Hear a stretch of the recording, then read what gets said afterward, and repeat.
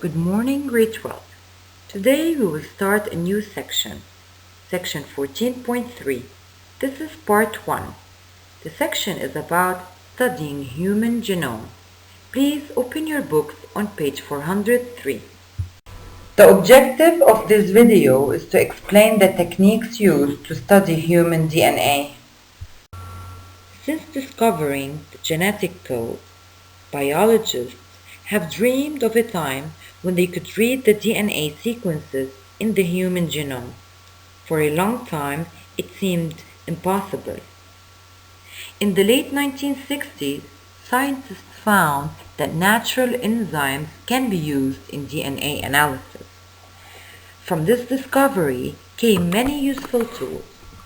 These tools can cut, separate, and then replicate DNA, base by base, in order to read the base sequences in DNA from any cell.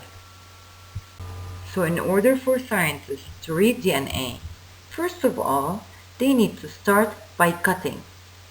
Since DNA molecules are much too large to be analyzed, they should be cut into smaller pieces. Many bacteria, they produce enzymes that cut DNA into smaller pieces. These enzymes are called restriction enzymes. Restriction enzymes, they cut DNA into smaller pieces, called restriction fragments, that are several hundred bases in length. Of the hundreds of the known restriction enzymes, each cuts DNA at a different sequence of nucleotides.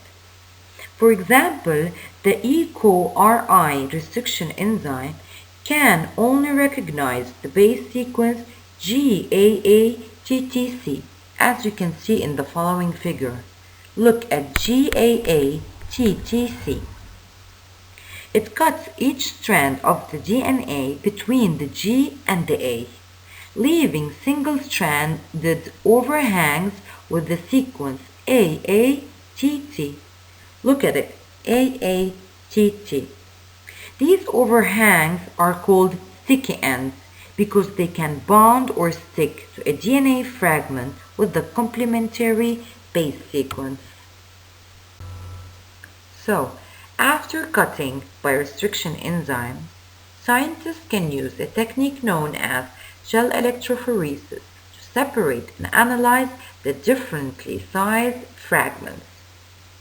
A mixture of the DNA fragments is placed at one end of this gel. Then an electric voltage is applied to it. DNA molecules, which are negatively charged, they move toward the positive end of the gel. The smaller the DNA fragment, the faster and farther it moves. And the result will be a band that is based on fragment size. Specific stains that bind to DNA make these bands visible. Researchers then remove the individual restriction fragments from the gel and study them. This following figure has the DNA from electrophoresis result and samples taken from a crime victim and possible suspect. As you notice, suspect number 2 has the exact same DNA as the crime scene.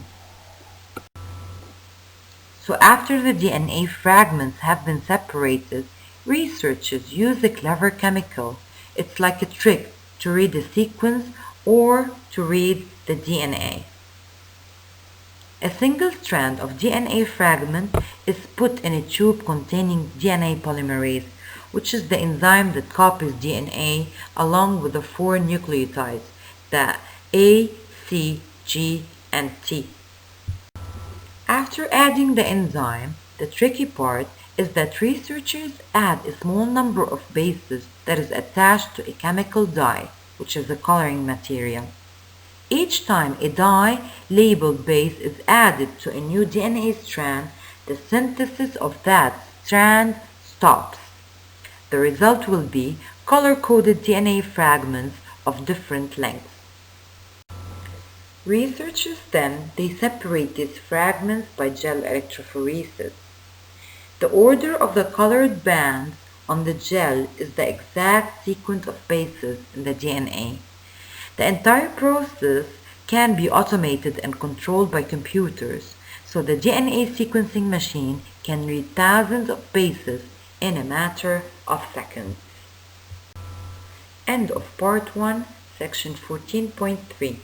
Thank you.